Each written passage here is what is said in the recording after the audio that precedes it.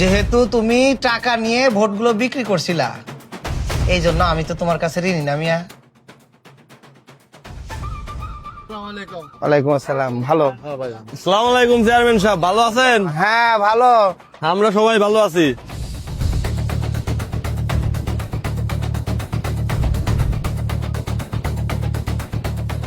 কি খবর শিবাস, ভালো তো? ভালো চেয়ারম্যান সাহেব, কি মনে করে এদিক আমাদের এদিক? সামনে নির্বাচন, হ্যাঁ অবশ্যই তোমরা তো জানোই আমি তোমাকে নিয়েই চলি। অবশ্যই অবশ্যই। তাই সামনের নির্বাচনে যোগ্য দেখে ভোট দিবা, হ্যাঁ ঠিক আছে? অবশ্যই। ঠিক আছে, আমি তাহলে আসি। আচ্ছা। ভালো থেকো তোমরা। আচ্ছা ভাই, সালাম রাখেন ভাই। দাদা, সামনে তো নির্বাচন, তাই এবার নির্বাচন নিয়ে কি চিন্তা ভাবনা করলেন? ভোট এবার আপনি কোথায় দেবেন? গতবার ভোটটা দিছি যার তারে বলতে খুঁজেই পাই নেই, এইবার যোগ্য ব্যক্তি দেখে ভোটটা দেবো আমি। আসসালামু আলাইকুম চেয়ারম্যান সাহেব। ওয়ালাইকুম আসসালাম। চেয়ারম্যান সাহেব বসেন বসেন, আপনি বসেন। কি খবর মনিরুল মিয়া? জি চেয়ারম্যান সাহেব, দোকান কেমন চলছে? আপনাদের দোয়ায় আমার চায়ের দোকানটা ভালোই চলতেছে। তাহলে মনিরুল, এখানে যারা আছে সবাই চা খাও। আচ্ছা চেয়ারম্যান সাহেব, আমি এক্ষুনি দিতাছি। আপনারা সবাই তো এখানে আছেন, সামনে নির্বাচন, আপনাদের কাছে আমি দোয়া চাই। আমি যদি যোগ্য হই, আপনারা আমাকে ভোট দিবেন। তো চেয়ারম্যান সাহেব, এবার আপনার মার্কাটা কি হইতাছে? আরে মনিরুল মিয়া, মার্কাতে কি আসা যায়? ভোট হচ্ছে মনের ব্যাপার। মানুষ যোগ্য দেখে ভোট দিবে, যারে ভোট দিলে সমাজের উপকার হয় সেইরকম ব্যক্তিরই তোমরা ভোট দিবা। তা তো অবশ্যই চেয়ারম্যান সাহেব, আমরাও চাই এমন একজন সৎ ব্যক্তি আসুক যে আমাদের এই গরিব দুঃখী মানুষের পাশে এসে দাঁড়ায়। আমরা এরকম সৎ যোগ্য ব্যক্তি আমরা চেয়ারম্যান এবার বানাবো। সুন্দর কথা।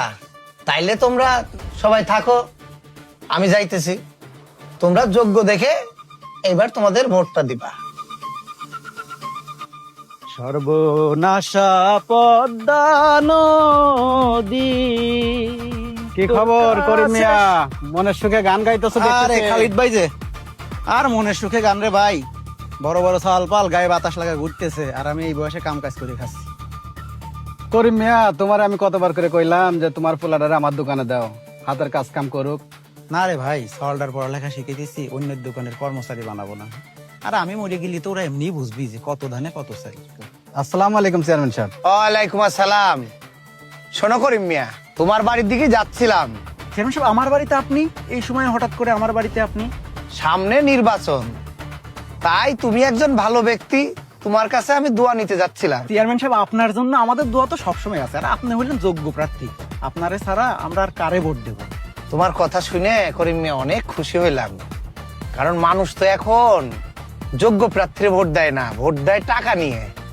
সেইখানে তুমি যোগ্য প্রার্থী দেখে ভোট দিবা, আমার মনটা খুব ভালো লাগলো তোমার কথা শুনে। তাহলে করিম মিয়া থাকো, খালি থাকো, তাইলে সবার কাছে একটু একটু যাই ঠিক নাকি? আছে চেয়ারম্যান সাহেব, যান, কোনো চিন্তা করেন না। চল রে অজয়। করিম মিয়া, ভোটটা একটু দেখে শুনে দিও, কারণ মিষ্টি কথাই কইলা না। সেইটা নিয়ে তোমার এত ভাবতে হবে না, আমি কারে ভোট দেব ওইটা আমি আগেই ঠিক করে রাখছি। আচ্ছা ঠিক আছে। আচ্ছা অজয় মিয়া, হ্যাঁ ভাই। এইবার ফিল্ড কি বুঝতেছো? আরে ভাই, এবার আপনি প্রচুর ভোটে জিতে যাবেন। তাই? আপনার মতো যোগ্য লোক আছে? আমিও তো তাই মনে করি। লোকজন যোগ্য দেখে যদি ভোট দেয়, তাইলে আমারে দিব না কারে দিব? আমার কথাও তাই।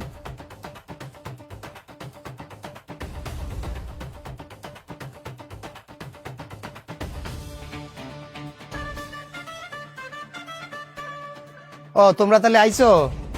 শোনো, মোড়ে মোড়ে বিলবোর্ড গুলো সুন্দর করে লাগাই দিবা, আর একটা কথা মনে রাখবা, কারোর সঙ্গে খারাপ ব্যবহার করবা না। যদি কেউ গায়ে পড়ে তোমার সঙ্গে খারাপ ব্যবহার করতে আসে, তবুও সেটা এড়াই চলবা, কথাটা যেন মনে থাকে। কিন্তু চেয়ারম্যান সাহেব, ওরা তো আমাদের সাথে খারাপ ব্যবহার করতে আসে। তবুও তোমরা কারোর সঙ্গে খারাপ ব্যবহার করবা না, এটা মনে রাখবা, এটা আমার আদেশ। আর যাও, যে কাজ দিলাম এখন সবাই কাজ করো।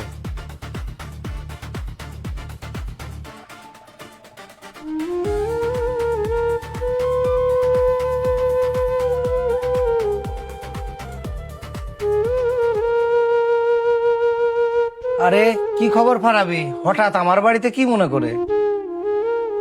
চেয়ারম্যান সাহেব, আমি কি আপনারে ভোট দেই নাই? গ্রামের সবাই কার্ড পায়, কিন্তু আমার বাড়ির কেউ কার্ড পায় না, এমনকি আমিও কার্ড পাই না। কারণটা কি চেয়ারম্যান সাহেব? তোমার কি মনে আছে ফারাবি, ভোটের আগের দিনের কথা? তার মানে?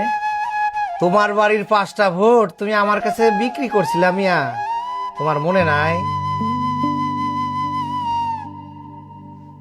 পরের জায়গা পরের জমি ঘর বানায় আমি রই, আমি তো আর ঘরের আসসালামু আলাইকুম চেয়ারম্যান সাহেব। ওয়ালাইকুম আসসালাম। মনে মনে তোমাকেই তো খুঁজতেছিলাম, তো দেখা যখন হয়েই গেল।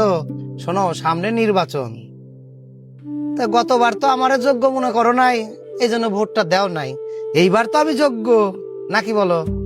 এই যোগ্য ফোগ্য আমি বুঝি না, এই নির্বাচনের আগে আপনাদের মতো নেতাদের দেখা মেলে। কি বলো ফারাবি, আমি তো এই এলাকারই লোক, সব সময়ই তো দেখা হয়। আমি বাপু এসব বুঝি না, এই ভোট হয়ে গেলে আমাগো মতো গরিব মানুষের খবর আর কেউ রাখে না। কি বলতে চাচ্ছ ফারাবি, তুমি একটু খোলাসা করে বলো। যা করার আগেই করেন, আমি নগদে বিশ্বাসী। আমার বাসায় কিন্তু 5টা ভোট। কি বলো ফারাবি, আমি তো তোমার কথা কিছুই বুঝি না। বুঝতে তো পারতেন না আমি যে কি চাচ্ছি। আসলে শোনেন, আমার মা খুব অসুস্থ, আমার 5,000 টাকা দরকার, ডাক্তার দেখাবো। এই টাকাটা দিলেই পারে মনে হয় আমার ভালো হইতো। বুঝলাম, ভোটটা যেহেতু ফারাবি তুমি বিক্রি করবা, ঠিক আছে, আমার কাছেই বিক্রি করো। নাও, 1 2 3 4 5, এই নাও 5,000 টাকা। তাইলে সকাল সকাল যাইয়া ভোটটা আমারে দিয়ে আইসো। ও নিয়ে কোনো চিন্তাই করা লাগবে না, আমি কে বাড়ির সবাই নিয়ে যাবো না ভোট দেওয়ার জন্য। তাহলে ঠিক আছে, আমি আসি। শালার, যদি আর 5টা ভোট বাড়া করতাম 10,000 টাকা পেতাম। কি মিসটা করছি। হায় রে মানুষ, এই নির্বাচন করতে এসে কত মানুষেরই না চিনলাম, মায়ের নামে মিথ্যা কথা বলেও টাকা নেয় মানুষ। হায় রে যুগ। যেহেতু তুমি টাকা নিয়ে ভোটগুলো বিক্রি করছিলা, এই জন্য আমি তো তোমার কাছে ঋণী না মিয়া। যারা আমারে ভালোবেসে ভোট দিয়ে চেয়ারম্যান বানাইছে, আমি তাগো কাছে ঋণী। সরকারি যে অনুদানই আসুক আমি তাদেরকে আগে দেই, তাদের আপদ বিপদে আমি ছুটে যাই। যারা টাকা নিয়ে ভোট দেয় তাদের কোনো ইজ্জত নাই। এই সমাজে তোমার মতো যারা টাকা নিয়ে ভোট দেয় তাদের শিক্ষা হওয়া উচিত। হায় আল্লাহ, আমি তখন না বুঝি কি কাজটা করছিলাম। একটি ভোট কেবল একটি সংখ্যা বা কাগজের টুকরো নয়, এটি আপনার সন্তানের ভবিষ্যৎ এবং দেশের ভাগ্য গড়ার পবিত্র আমানত। অর্থের বিনিময়ে এই আমানত বিক্রি করে দেওয়ার মানে নিজের বিবেকের কাছে পরাজিত হওয়া এবং অনাগত প্রজন্মের স্বপ্নকে নিলামে তোলা। মনে রাখবেন, আজকের এই সামান্য টাকা আপনার দীর্ঘদিনের অধিকার কেড়ে নিতে পারে।